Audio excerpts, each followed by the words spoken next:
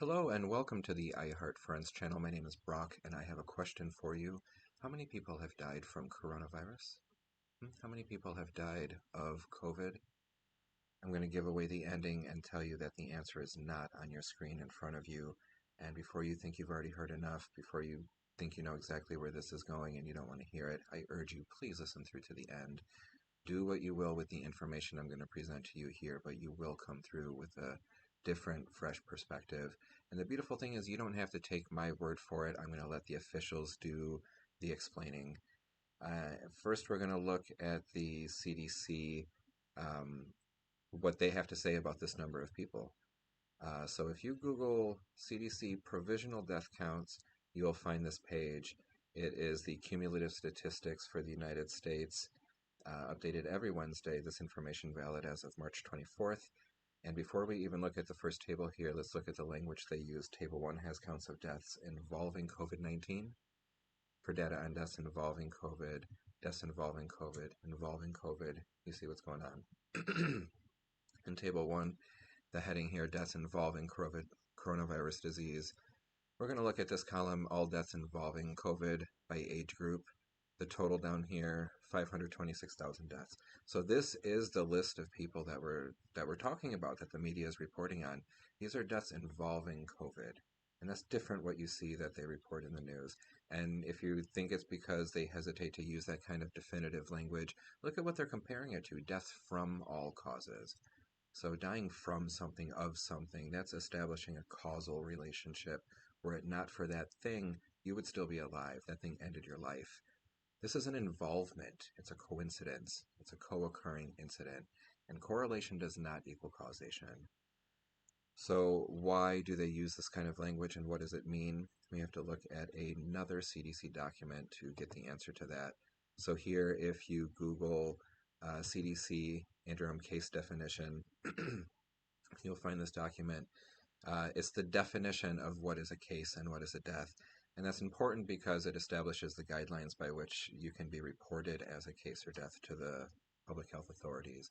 And so there was an original April 5th approval of a definition. We're going to look at the last update for August 5th. And it looks very busy. I recommend you come here because there's a lot of great information to look over, really good talking points, not necessarily that has to do with the deaths. In fact, the majority of this page has to do with classifying living cases. A confirmed case is rather easy. The majority of what you see here is how to report somebody without a COVID test. So we see this case classification system here, confirmed, probable, and suspect at the top. A confirmed case is one that meets confirmatory laboratory evidence. If we look up here under laboratory criteria, we see confirmatory laboratory evidence is defined as detection of SARS-CoV-2 RNA, right, COVID coronavirus genetic material, in clinic or autopsy in living or dead people using the standard laboratory detection test. So again, a confirmed case is somebody who tests positive for COVID-19, either a living or a dead person. What they don't specify here is, with specific regards to deaths, is what is an appropriate amount of time, an interval of time between a positive COVID test and a death to count as a COVID death. Under what conditions do you die? What do you die of? What constitutes a COVID death? So remember, Trump left that up to the individual states, the governors, to decide. At the state level, it's the public health departments who set the guidelines for how to comply with the CDC's guidelines. So that's a confirmed case. There's one other mention of how to classify a death, and that's under the probable category here. That's the third bullet point here, meeting vital records criteria with no confirmatory test. Down under the vital records criteria, we see that that is a death certificate that lists COVID as an underlying cause of death or significant condition contributing to death. So to understand what that means, to put that into perspective, let's look at what that vocabulary means. Here's a reference textbook, Cause of Death and the Death Certificate. This PDF is made freely available by the Minnesota Public Health Department. We're going to look at how this is put into practice, how you define a cause of death on a death certificate. Only takes a minute. Please bear with me. This is important because this language of cause of death and underlying conditions, etc., this comes up a number of times in the definition as we move forward. What are the guidelines that states are using? So we're going to acquaint ourselves with this vocabulary and this information. This only takes a minute. This isn't difficult for anyone to understand. We see in the cause of death section here, there's a part 1 and a part 2. Part 1 has these 4 lines, A, B, C, and D. A in the top line, this is the most recent event, the cause of death, the thing that killed the person at the time on the table in their hospital bed. It's the immediate cause of death.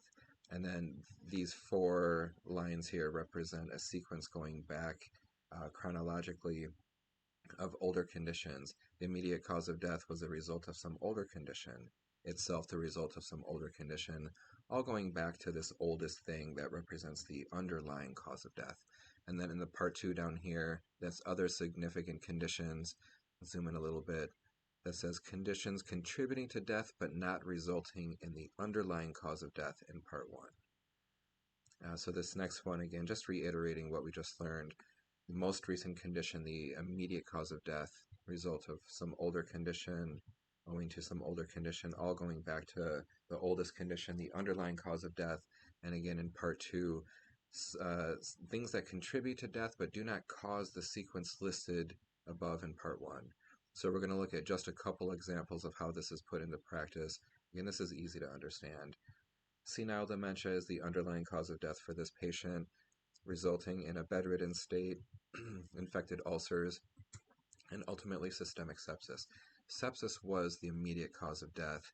Dementia, again, the underlying cause of death. Nothing listed in part 2. Let's look at an example of the same case but with something in the part 2 filled out. Again, underlying senile dementia, the same cascade of events leading to immobility, infected ulcers, systemic sepsis. And this time in part 2, they list that the patient has diabetes. Now, why is that important? Again, it has nothing to do with the underlying cause of death, the dementia. It did not contribute to the cascade of events that led to the patient's death. But up here, it explains that she had diabetes predisposing her to infection, right? So she's prone to infection. It doesn't mean that she would still be alive were it not for her diabetes. It just means that it was a predisposing factor to her death. Okay, one last example. A patient here with chronic alcoholism as the underlying cause of death, leading to cirrhosis of the liver. The immediate cause of death was brain damage from liver dysfunction. And down here in part 2, they list bleeding veins in the throat and pneumonia. Again, they have nothing to do with alcoholism or this sequence of events that led to brain damage. However, up here it's explained that their presence complicated clinical management to a degree that the physicians felt it was appropriate to list them on the death certificate. They contributed to death. They compounded the situation. Again, it doesn't mean the patient wouldn't have died if those things weren't there. It just means that it made the situation a little bit worse. So with that in mind, let's again look back to the CDC's definition here.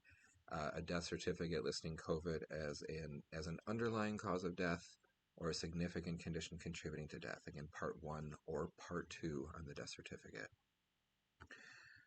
So that's what it says on as far as their guidelines for states to follow. Let's look at how the federal officials explain this, how they clarify what exactly this means. We're going to look at a press conference from April 7th of 2020. This is a reporter asking a question directed at Dr. Birx and Dr. Fauci. Let's take a look.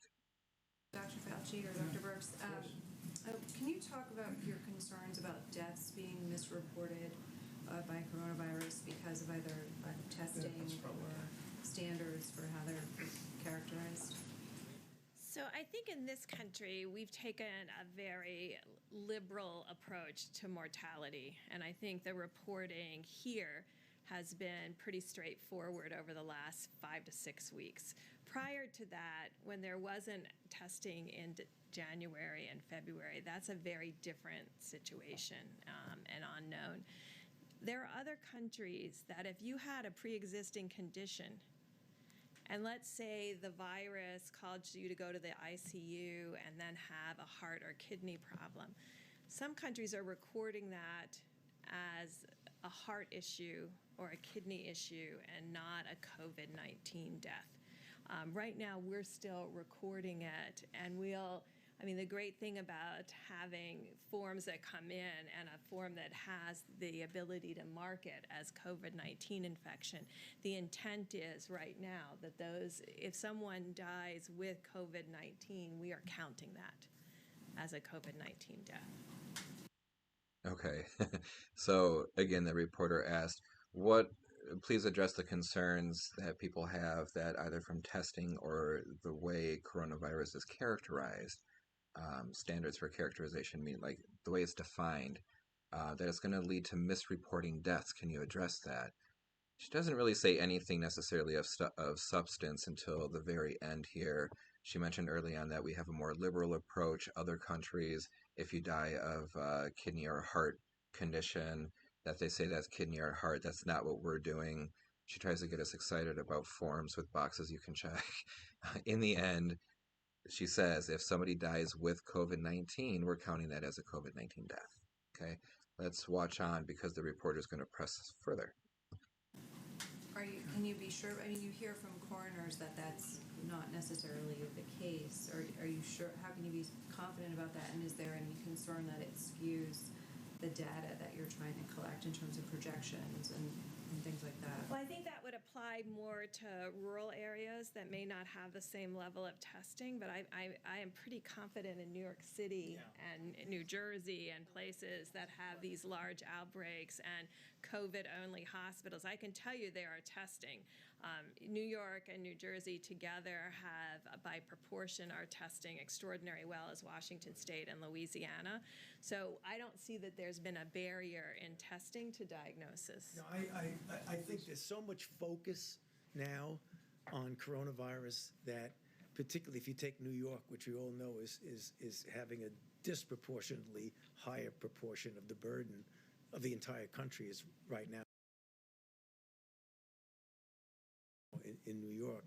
I can't imagine if someone comes in with coronavirus, goes to an ICU, and they have an underlying heart condition and they die, they're going to say cause of death, heart attack. I cannot see that happening, so I don't think it's going to be a problem. So, again, the reporter pressed on, that's not what the coroners are saying. How can you be sure about that? Coroners are saying that the people who are going on this list are not people who are dying necessarily of COVID-19. I'll let you go back and watch it. She didn't really address the question. She assured you that they are testing and that testing has not been a barrier to diagnosis, which doesn't have anything to do with the question at large, is the way that you define COVID-19. Is that really representative of what we are responding to? A list of people who have over 500,000 people at this point, this was last April, of people who have died of COVID, something that represents how deadly this virus is and how dangerous it is for the people who make it onto that list, who are in those same risk groups. Go back and watch the video. To me, it looks like she keeps looking over to Dr. Fauci, who's standing to her right. I get the impression that he jumps in immediately to not even give the reporter another opportunity to press further, to clarify her question. And what does he say? He says he can't imagine somebody having an underlying heart condition, dying of a heart attack, and the hospital still listing it, certifying it as a heart attack and not a COVID death. So that's not happening. It's not going to be a problem. Again, doesn't necessarily address the question the way the reporter said, although he did answer it in his own way.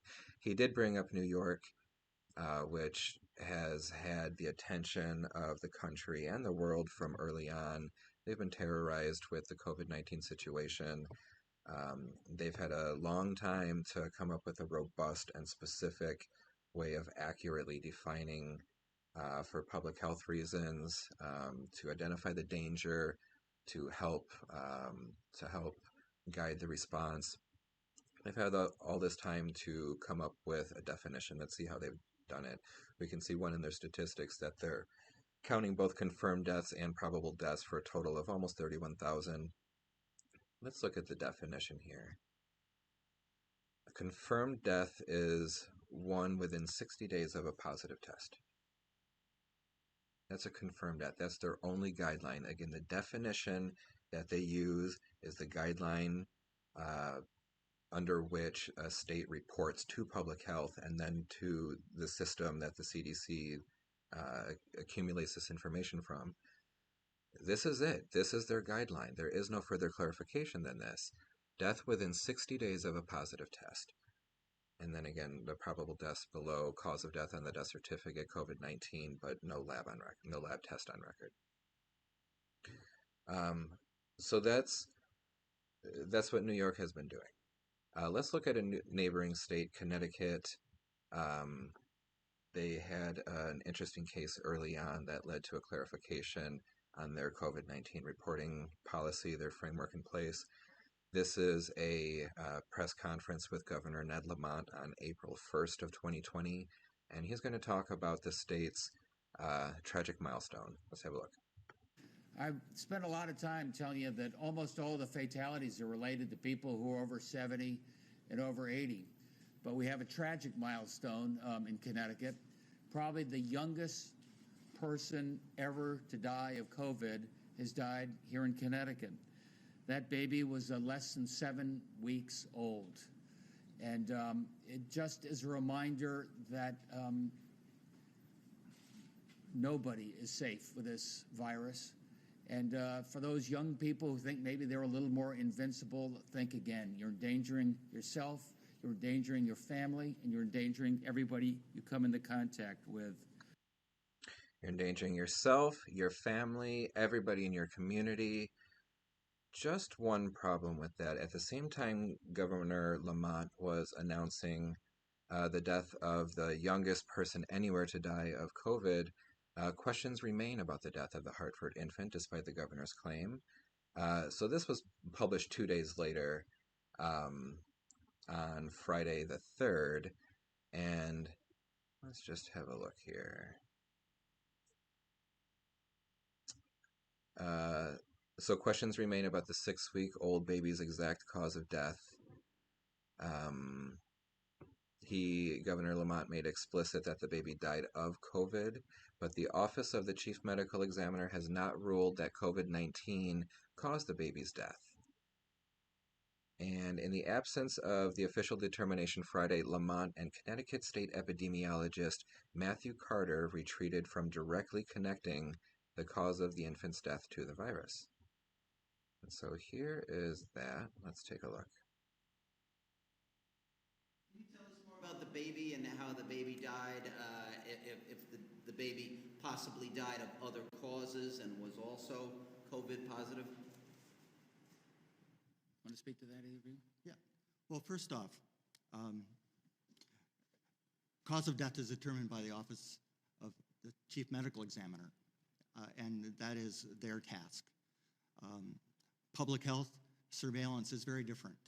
Our purpose is to try to identify people who test positive for COVID-19 so that we can implement control measures. So anyone who tests positive, contacts of that person need to be in quarantine. So our definition, what we're counting at the State Health Department, is different than what the medical examiner counts. I don't know the cause of death of this person that you're talking about, or any of the people, because we don't determine cause of death. We define laboratory confirmed COVID-19 associated deaths as anyone who has symptoms of COVID-19, test positive on a COVID-19 test before or around the time of death. We do not determine causality, but that is our determination for public health purposes. The medical examiner has a totally different job, which is to try to determine causality. And you really need to talk to him about the cause of death. And my understanding is, and Having worked with all the medical examiners for the past 35 years, determining cause of death is not always easy and can sometimes take weeks to months. Very interesting, right? That so asking about the cause of death of anybody, the state epidemiologist in representation of the state's public health department says that's not what we do. That's not our job. You'll have to talk to the chief medical examiner if you want to know about the cause of death. We're we're compiling this list for public health surveillance reasons, right? We're not tracking a list of people who've died of COVID. That's something else. That's something different. That's not our job. That's not what we're doing here, right? That's very interesting. Another quick just point that I think is very interesting. They're asking about this baby. This baby, Governor Lamont talks about the death of this baby, the youngest person anywhere, this infant, this baby. And Dr. Carter called it this person. I don't know what caused the death of this person or any other person that you're asking about. I think he's intentionally neutralizing the emotion that's used to describe the events taking place. But let's watch further. Accurate to link the death to the coronavirus? Well, from a public health perspective, every COVID positive case that we hear about requires a public health action. So if someone dies and they test positive for COVID-19, for us in public health, that means we are still reaching out, identifying contacts. We do not, in any of our statistics, if you look at how we do flu surveillance, it's done the exact same way. You go to our website, you look at our weekly flu report, we list influenza-related deaths. This is how public health does this across the country. We do not try to, we have our role, we have our job, the medical examiner has his job, and they're very separate, and we count different things. What we do know is that little baby tested positive for COVID. Again, we count different things. These are different lists. They have their job, we have ours, we're different, we're not counting the same things. That's from the mouth of the spokesman of the epidemiologist, Dr. Matthew Carter, from Connecticut's Public Health Department. So it might not surprise anybody to learn that this baby, in fact, did not die of COVID. In July, it was announced in the Hartford Courant. Hartford baby who died in March was called the youngest coronavirus death in Connecticut, months anywhere. Months later, medical examiner says the baby had COVID but did not die from it. In fact, the coroner Gill listed unsafe sleep in bassinet with soft bedding as the reason for the baby's death. So in the end, the final message about this case was because the baby tested positive, it was reported properly as a death connected to a positive COVID-19 test result, says Dr. Matthew Carter, epidemiologist. So there you have it. That is what they're tracking. They're telling you that it's not the thing that you think it is. This is a public health tool, public health surveillance tool. We need this to carry on our contact tracing work. But he mentioned we're aligned with the CDC's definition. He did mention that a prerequisite being symptoms of COVID. Let's look at a very similar case from Michigan, where symptoms of COVID tied into a tragic case of a young baby's death. From the Detroit Free Press in September, Michigan baby whose death was tied to COVID-19 had serious health troubles. A 2-month-old boy who Michigan's top health official, Dr. Joni Caldoun, announced had died this week from COVID-19 had serious health conditions beyond that disease, beyond the virus. The child was born in July with gastroschisis, a birth defect in which a baby's intestines develop outside the body, and that condition was listed as the cause of his death on Sunday. While gastroschisis is listed as the cause of death, the report said in the first line, this 2-month-old infant died from COVID-19. He had GI symptoms of the disease, which exacerbated tenuous congenital defects, right?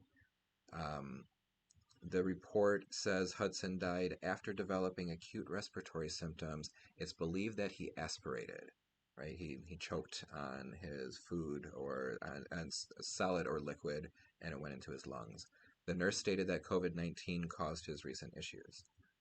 The medical examiner's report also listed necrotizing enterocolitis, in which bacteria causes inflammation and infection in the bowels, as another contributing factor in the baby's death. So it's not just an inflammation and infection, it's a necrotizing inflammation. It leaves tissue dead and rotting, right? So what happens when your bowel wall dies and rots? It leaves holes in the wall. So here's a Facebook post from the baby's mother. She says, "I am angry. I am so angry. If you heard from the state of Michigan report on COVID this morning, you may have heard a 2-month-old baby died of COVID. And I need everyone to know that Hudson did not die of COVID. According to the autopsy, which was told to me over the phone, Hudson suffered a bowel perforation and an infection because of it. This is directly related to his gastroschisis. I'm so angry at the government for skewing numbers and making my baby a statistic to try and benefit their agenda while my family is suffering."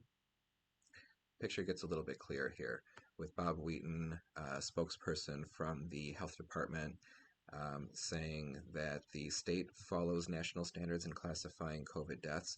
The death must be natural, which we've already seen is not the national standard. It does not say that as part of the CDC's guidelines.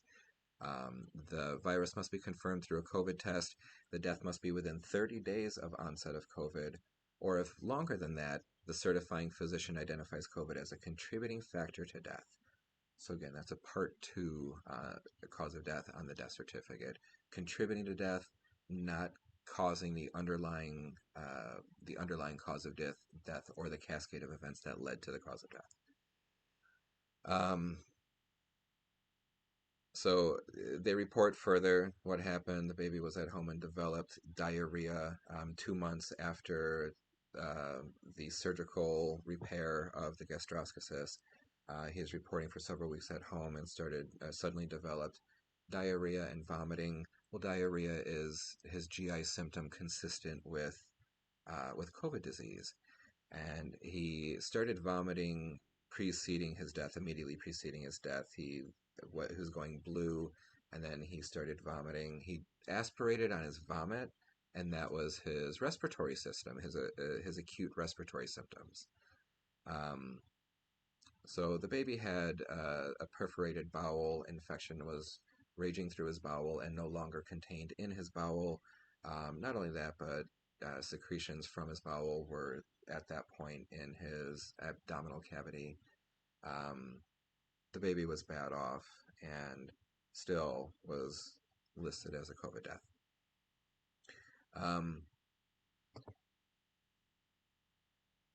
So rather than look at the at different public health agencies' official policies in writing, I didn't want to look them up after I saw this MLive article, which actually interviewed a number of chief medical examiners from around the state. We're just going to touch briefly on this. Medical experts say Michigan's coronavirus death count isn't accurate, but is it too high or too low? Michigan ranks 3rd in the nation with 2,000 deaths associated with COVID-19. Again, this is last April. And on a personal moment of interjection, I just have to say, do people really read this kind of language and just gloss over the fact how unnatural this is, how unnatural a way that is to talk about deaths in general? Like, Bill, I'm sorry to hear about your grandmother. Do you mind if I ask what she died in association with? Well, no, she was involved with lung cancer, but she died in association with metastatic disease. Like that, it just doesn't happen. So, I mean, the weird thing, this is the most accurate way of describing it because so far what we're seeing, these are the guidelines. This is a public health surveillance tool, this list of people who are dying whose deaths involve COVID. So this is the most accurate way of describing it. It just, how do people read this and continue to panic in the same way that when other media says people are dying of COVID? But I have a feeling that that's why, because that the scarier of the two are all of the media sources reporting that people died. The COVID deaths, which leave to your imagination that there's been a redefinition, which if you care to look up, it's up to you to realize that that's the case. They rely on our fear to keep this narrative going. But let's read on. Medical experts agree the death count isn't completely accurate, but is that number higher or lower? At least 2,000 Michiganders have died over the last 30 days, though some more accurately died with COVID-19 than died of COVID-19, according to medical examiners from some of the most populous counties. I think a lot of clinicians are putting COVID-19 on death certificates when it might not be accurate because they died with coronavirus and not of coronavirus, says Daniel Spitz, CME.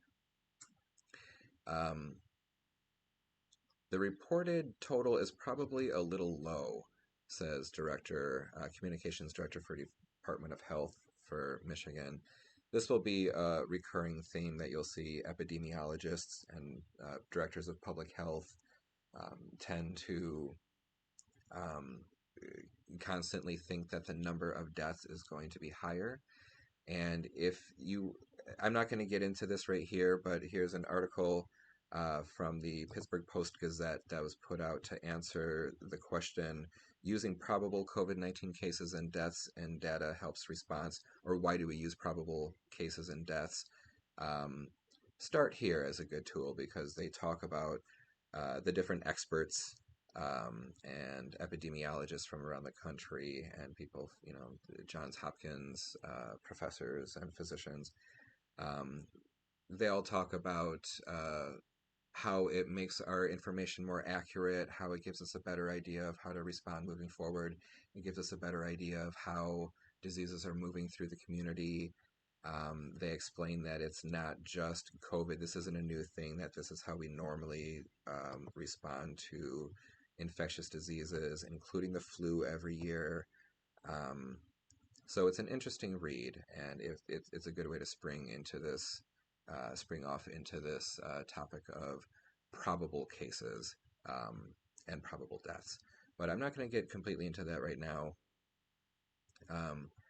Just reading further, this same medical examiner, Daniel Spitz, had a recent case in which an individual died by suicide because they had a family member in the hospital suffering from COVID-19. Spitz had a post-mortem test done and found that the individual who died at home by suicide was positive for COVID-19. The virus was not their cause of death, but the individual is counted as a COVID-19 death. And similar cases of death with coronavirus have likely, they're being demonstrated to have likely been included in the state's count. In Oakland County, every individual who has died while infected with COVID-19 has counted as a coronavirus death, according to their chief medical examiner, Dragovich. We are testing all the people who are deceased who are brought in, whether they sustained injuries or were in a hospital setting or their place of work or home, whether they're victims of violence or unexpected sudden death. We're testing them. And if they test positive, they're counting them as of coronavirus death, right? So this is part of that public health surveillance that they're talking about. State Representative Tristan Cole said he's been concerned that the state is inflating its death totals to justify Governor Gretchen Whitmer's executive orders. I think the numbers are being confused on purpose, he said.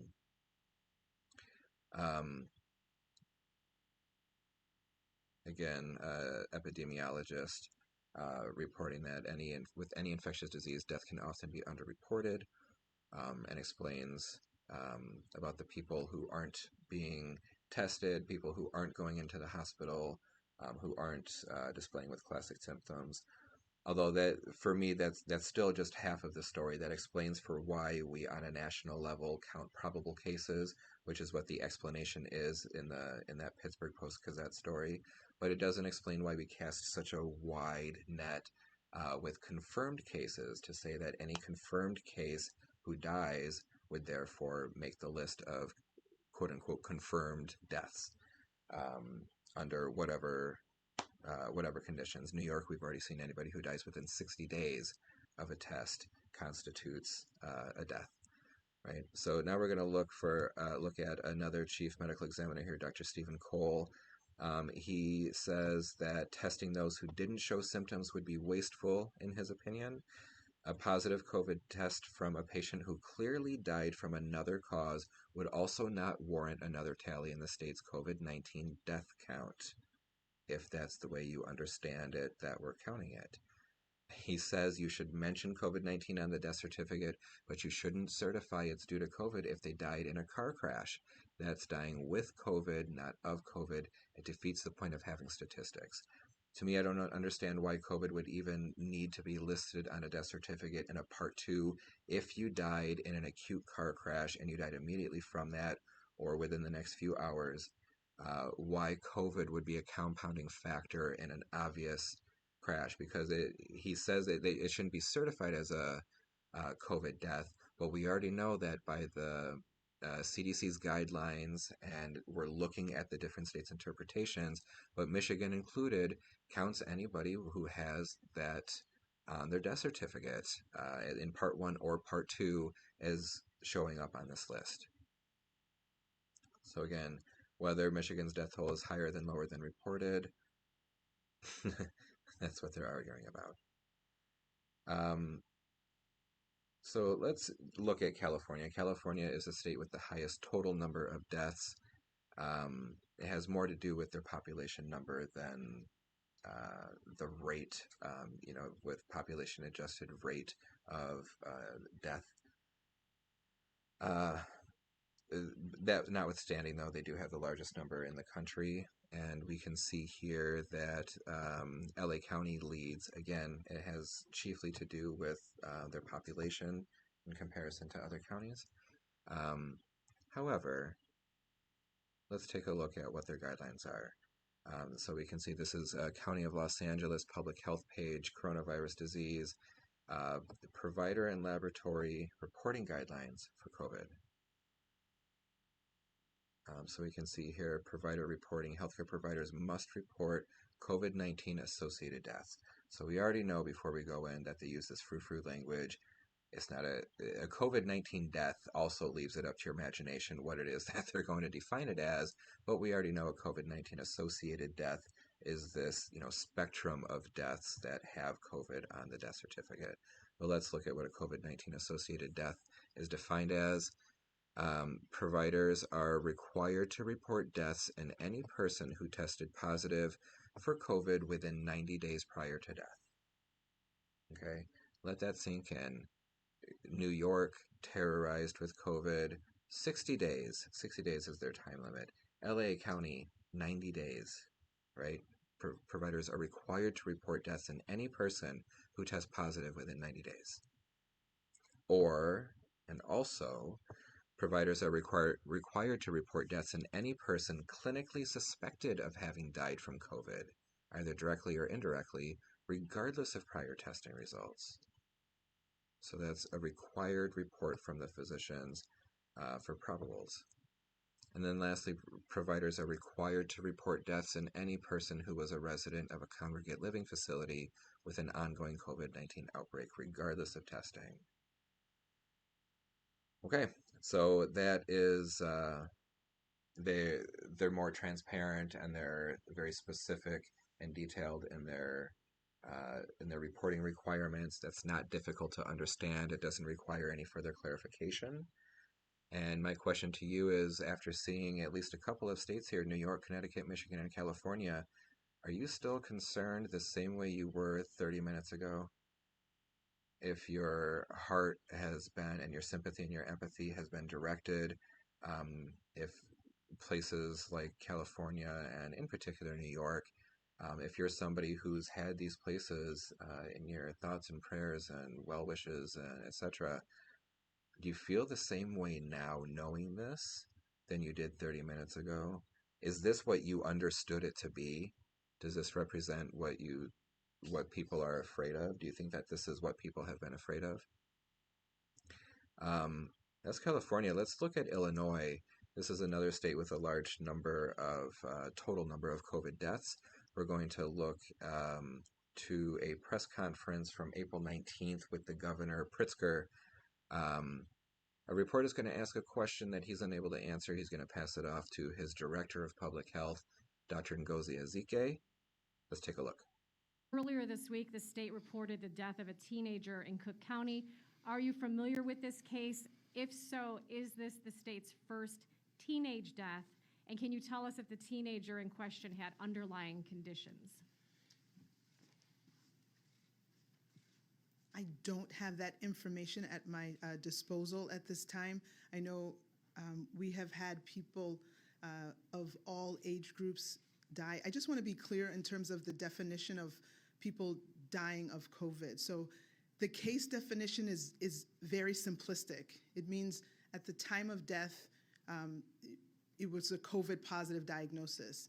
So that means that if you were in hospice and had already been given, a few weeks to live, and then you also were found to have COVID, that would be counted as a COVID death. It means that technically, even if you died of a clear alternate cause, but you had COVID at the same time, it's still listed as a COVID death. So everyone who's listed as a COVID death doesn't mean that that was the cause of the death, but they had COVID at the time of death. I hope that's helpful.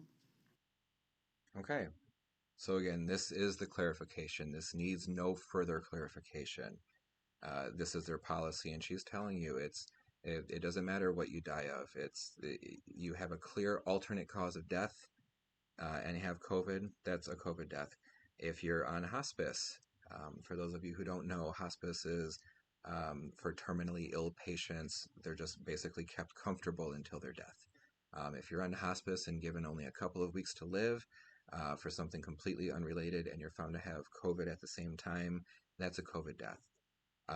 So the way that she's saying this, that's a redefinition of what you and anybody else, Joe and Jane Normal, would understand COVID death to mean. The way you understand cancer death, the way you understand accident death, the way we understand these things.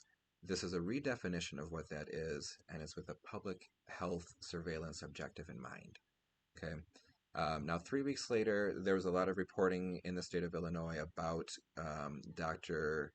Ezike's clarification and a lot of outcry.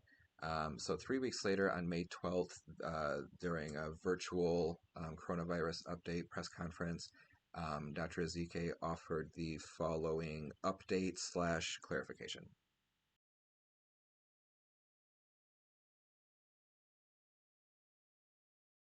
There is also some additional deaths that happen in someone who happened to be COVID positive, but where the COVID infection had nothing to do with the deaths. So we are at IDPH trying to remove those obvious cases where the COVID diagnosis was not the reason for the cause of death. So if there was a gunshot wound, an acute gunshot wound, if there was a motor vehicle accident, we know that that was not related to the COVID positive status. But in a case where someone was elderly or battling cancer, it is obviously less clear that the COVID-19, the disease associated with the coronavirus, didn't actually play a part in hastening the death. So those deaths do stand. Okay, so it was a clarification of sorts, but it didn't actually nullify anything she said 3 weeks earlier at the other press conference.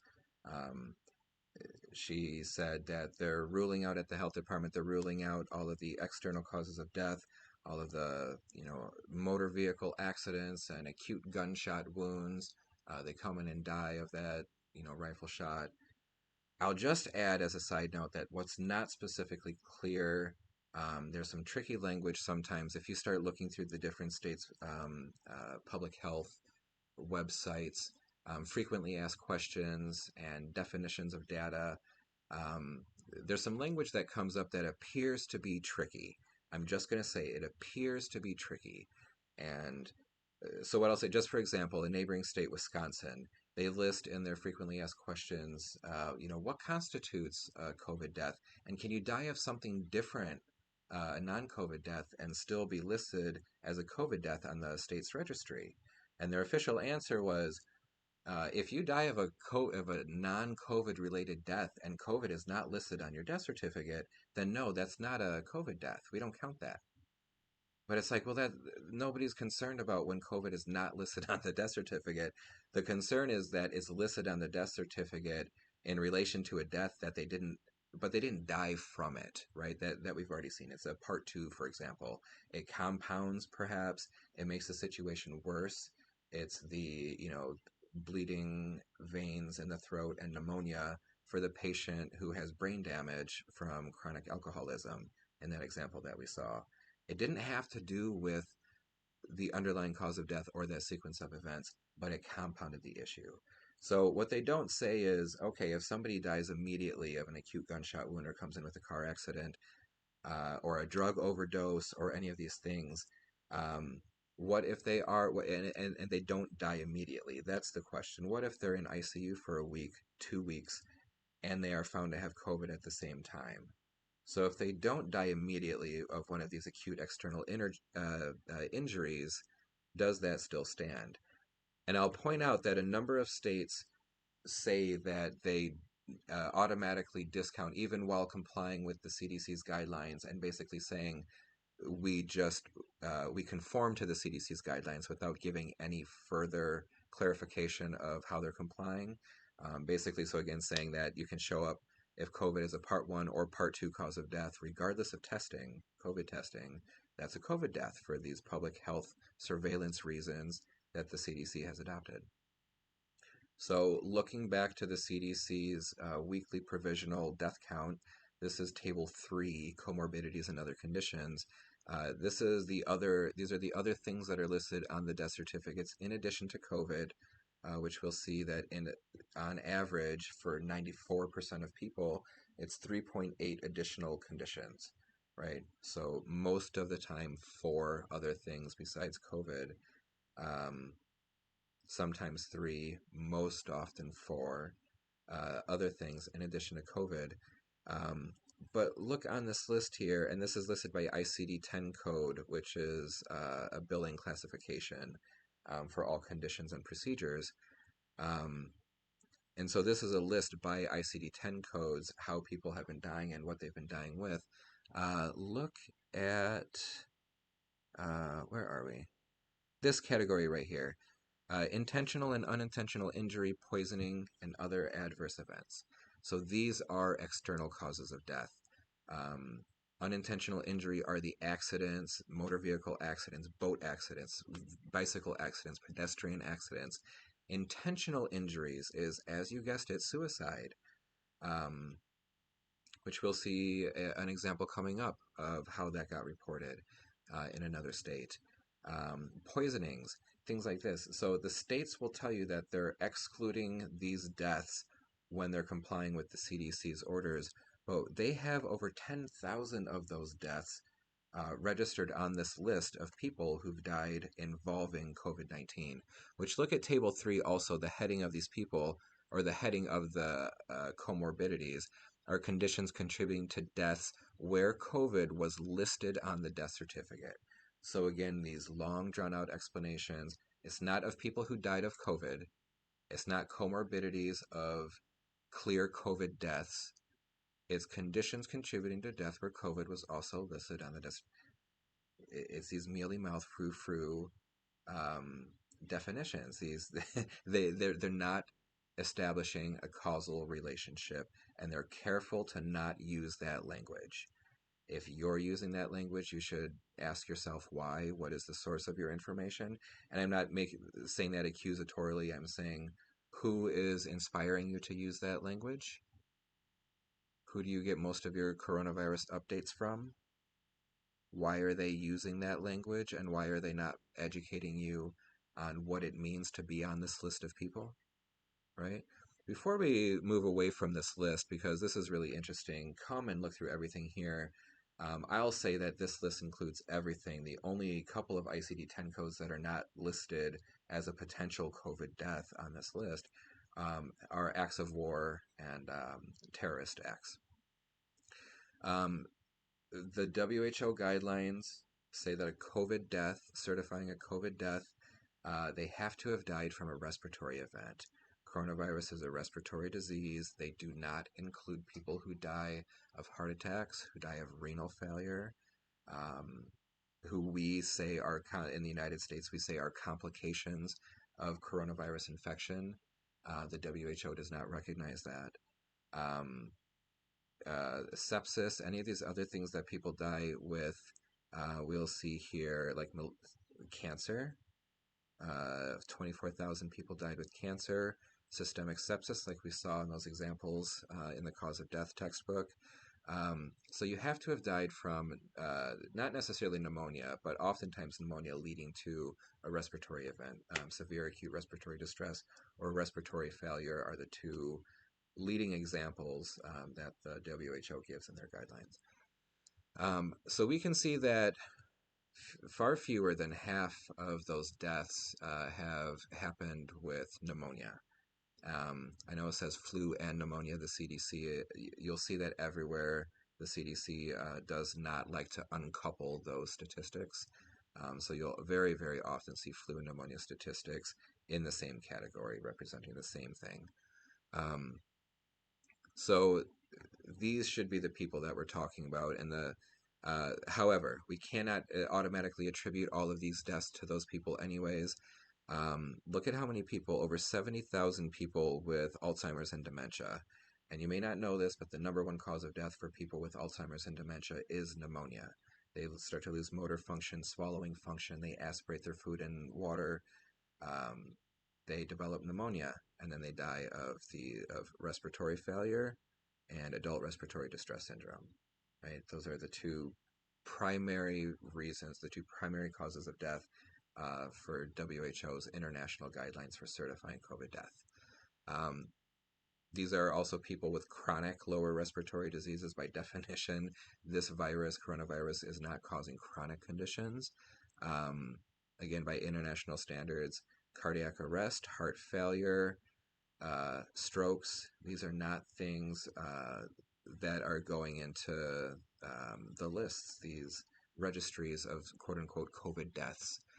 Renal failure, these are not things that should be showing up on the list.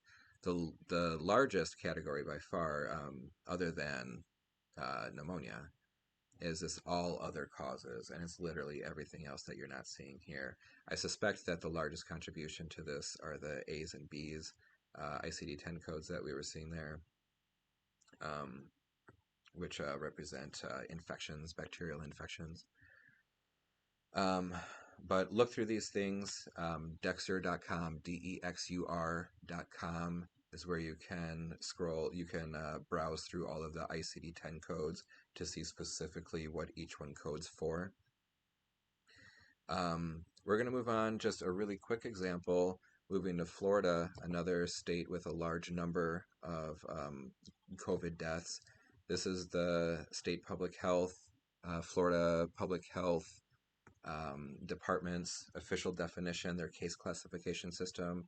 You might note that it looks awfully similar to the CDC's classification. That's because it is. It's very, very similar to their April 5th with just a couple of updates. But we can see here that it's the exact same classification system for probable deaths. It's the only place on here that they mention anything about a death is the vital records component. But it's the same thing as the CDC's classification. On the CDC's classification, this was a probable case. A confirmed case is meeting the confirmatory laboratory evidence, which here it doesn't say for Florida, it doesn't say specifically for living and dead people, but you can presume that that's the same. So it's Florida aligns and complies with the CDC's guidelines. They do the exact same things themselves. Again, they don't specify what a time frame is, like New York and California. Like the CDC, they leave it generic and vague. So behind the scenes or upfront, they may say that they have some other guidelines that they're following, or they have further clarification for how they're supposed to be doing it, but it's not public. It's not publicized on their website, or I'm sorry, published on their website.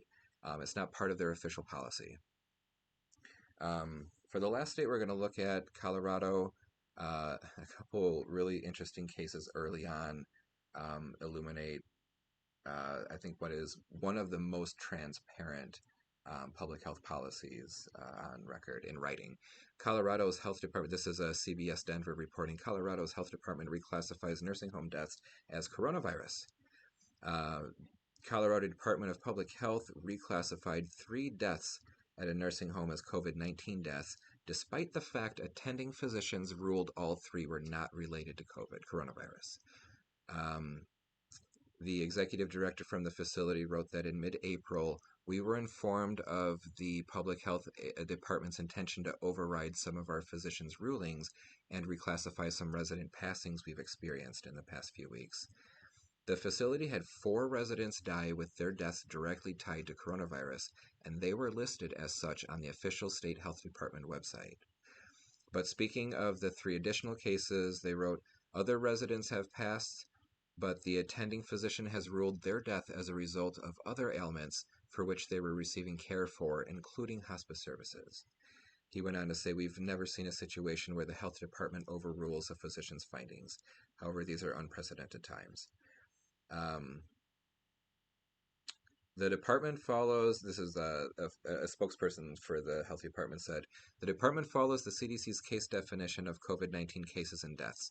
When a person with a lab-confirmed case of COVID-19 dies, their death is automatically counted as a COVID-19 death unless there's another cause that completely rules out COVID-19, such as fatal physical injury. A pre-existing illness would not rule out COVID-19 death. So just a couple of weeks later, in Colorado, something else happened. So again, this is CBS Denver reporting new COVID-19 death dispute. Colorado coroner says state mischaracterized death. When police were called to Cortez City Park early on the morning of May 4th, they found Sebastian Yellow, 35-year-old man, lying on the ground dead. Within a week, local county coroner George Devers determined Yellow had died of acute alcohol poisoning. His blood alcohol measured 0.55, nearly twice the lethal limit. But Devers said that before he even signed the death certificate, Colorado Department of Public Health had already categorized Yellow's death as being due to COVID-19, and it was tabulated that way on the state's website. Yellow's death is the latest in Colorado, raising eyebrows over the way public health is reclassifying deaths, running contrary to what doctors and coroners initially ruled.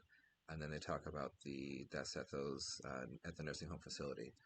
So now Devers finds himself in a similar situation to the nursing home deaths, officially ruling Yellow's death as ethanol toxicity, but seeing the state record it differently. He said following Yellow's death, the man was tested for COVID since he'd been associating with somebody who was positive for the virus. Devers said the test on Yellow came back positive, but the coroner insists that had nothing to do with Yellow's death. In fact, Devers says a secondary cause of death was cirrhosis of the liver. It wasn't COVID, it was alcohol toxicity, he said. Yes, he did have COVID, but that is not what took his life.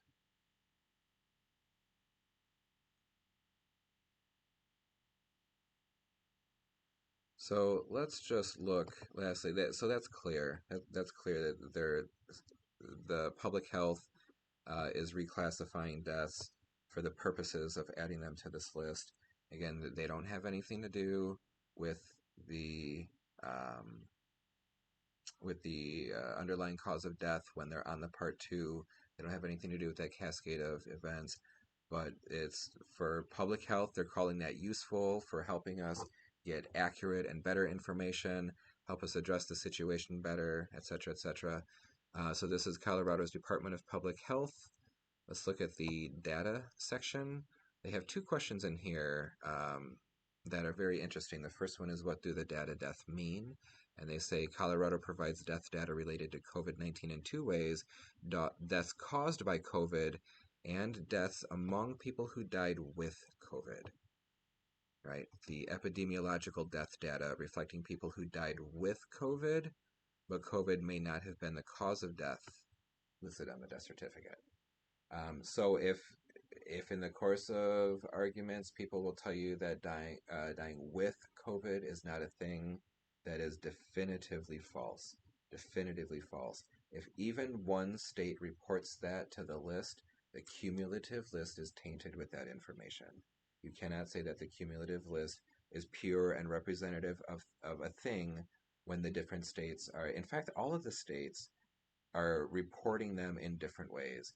In California, it was up to seemingly from each county's own public health to report the way they were doing it. From LA County reporting that any death, requirements of reporting any death within 90 days of a positive COVID test, to San Bernardino County, where they say that they follow strictly the WHO guidelines and don't report anybody outside of those causes. I reserve judgment for that until they specifically state that they only certify respiratory deaths. But that's just me. That's my speculation. In any event, so again, they're saying we are counting people who died with COVID, and then also people who are confirmed to die by COVID, of COVID, from COVID. But again, down here, that this number comes from death certificates where COVID is listed as a cause of death or a significant condition contributing to death. This is the exact same CDC definition that was approved for an epidemiological purpose, for a public health surveillance objective, a redefinition of what a death means, if that's the way you want to look at it. Otherwise, looking at it as this list of people is not the thing that we think it is. It's not a list of people, it's not a registry of cause of death for COVID. So just a quick look here. This is Worldometer website. If you've never seen it, this is a very popular and commonly referred to website for worldwide coronavirus statistics. Here in the US, what we're looking at is a tally of states in order of total deaths. And so we can see a number of these that we've talked about: California, Florida, New York, Illinois. The reason I didn't talk about Texas, I'll say this right up front. Texas, I'm not going to make any judgment on it yet. I will say that they, as part of their public health policy, they say that they are not recording deaths that are not related to COVID specifically. But I will also say that on their public health websites, they use language that is non-specific. They refer to it as COVID death, but don't specifically use more. They don't use more specific language to define what a COVID death is. In addition to that, when some of the state news agencies report on what the officials are saying, they use that same language of deaths involving, deaths related to, deaths in association to. And then one last suspicion of mine is if they're the state that is doing it by the book and strictly purely COVID deaths, why do they have such a high number as these other states? The 4 other ones in the top 5, in terms of total numbers, that are very specifically using this roundabout or this wide net cast to try to scoop up all these people under this public health definition. California, Florida, New York, Illinois are all specifically doing that. How is Texas achieving these numbers of coronavirus deaths if they're not doing that? That's just my own suspicion. So I hold judgment, I reserve judgment on Texas. That's what they say they do. Those are my reasons for suspecting that that's not completely accurate. But this is total number of cases. One last thing we're going to look at is population adjusted death per a certain, in this case, 1 million population. It could be anything 100,000 death per capita. But we see that the top 10 list changes completely. In fact, the only Connecticut is on the list, New York is on the list, New Jersey becomes number 1. So just very quickly, I want to show you what what New Jersey's policy is. Again, just to round this out, we've looked at the federal level, we've looked at a number of states. here at their official, I'm sorry, I didn't scroll through this too quickly, the official official site of the state of New Jersey, COVID-19 Information Hub, scrolling all the way down to their data dashboard, under their death reporting tab. Just very quickly here we see that they define it. The CSTE case definition, that's the Council of State and Territorial Epidemiologists. That's who devised the original definition that the CDC approved last April. And in fact, this link you can see here, it goes to the CDC. It's the interim case definition, the exact same one that we've already looked at. So I've mentioned a couple of times the CDC's guidelines. This is very small print. I can't zoom in on this at all. If you can see this at all, I'll just scroll through this really quickly. You already recognize what this is, the part 1 and part 2. Look at the A. This is just the source. Don't take my word for it. This is the citation. The WHO says acute respiratory distress owing to pneumonia, owing to COVID. Right, so look at the A in all of these. This is even suspected COVID can be on there. This is for probable deaths and probable cases as well. But these are acute respiratory distress syndrome, respiratory failure, right? Not a COVID death is a motor vehicle accident. People who had COVID, even though we have over 10,000 external traumas showing up on this list of people, deaths involving COVID.